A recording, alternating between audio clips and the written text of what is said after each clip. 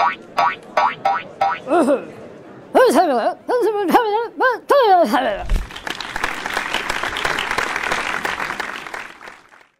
whole range of problems with social gradients. But look, it's a paradox. Income or something like it looks so important within our societies, and in the previous graph it looks as if it doesn't matter at all between countries. What is it? Income matters within our societies but not at all between them. What's going on? It's a paradox. The explanation is that within our societies we are looking at the effects of relative income, or social status, social position, where we are in relation to each other. And as soon as you've got that idea, you need to start thinking, what happens if we stretch out the differences between us, or squash them up a bit? And that's really what I'm going to show you. Like drugs and violence and teenage birth rates and life expectancy and mental illness and proportion of the population in prison and, I don't know, antisocial behaviour, all those such big differences in the amount of inequality on that measure. And I'm going to show you what that does to us. We collected as data, internationally comparable data, on as many problems as we could find really good quality data on for different countries. So life expectancy from WHO, maths and literacy scores of young people from OECD, infant mortality rates, homicide rates, the proportion of the population in prison in each country, teenage birth rates, measures of trust, that's how much people feel they can trust others, obesity, mental illness, which in the standard psychiatric, what's it called, not categorization, culture. Actually, you can take them off Australia, New Zealand, UK and USA, and you've still got a statistically significant relationship down there. But I don't think it's worth thinking along those lines, because there have been 200 papers, research papers in the academic journals looking at health in relation to income inequality.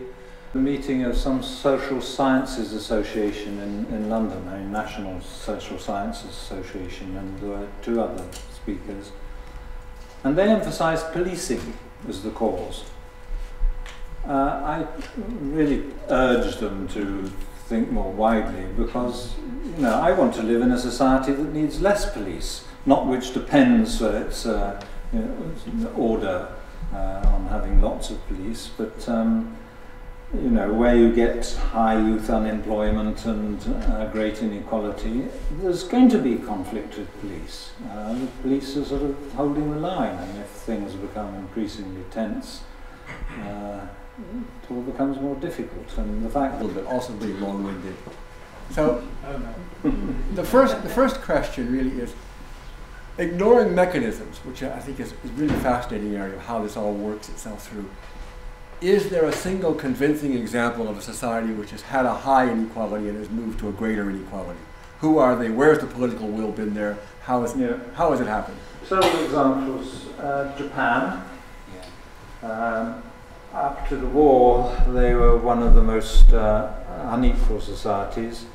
They became, after the war, partly due to American advisors who put together their modern constitution, and had no interest in supporting the old establishment, who were humiliated by defeat. They became rapidly more equal in the 1950s, 60s, 70s, through until probably the end of the 80s. Whether when you interpreted the graphs that show the clear relationship between social and health problem and inequality, whether you considered as well the inverted causality, maybe the fact that more imprisonment, more teenage pregnancy leads to even more inequality.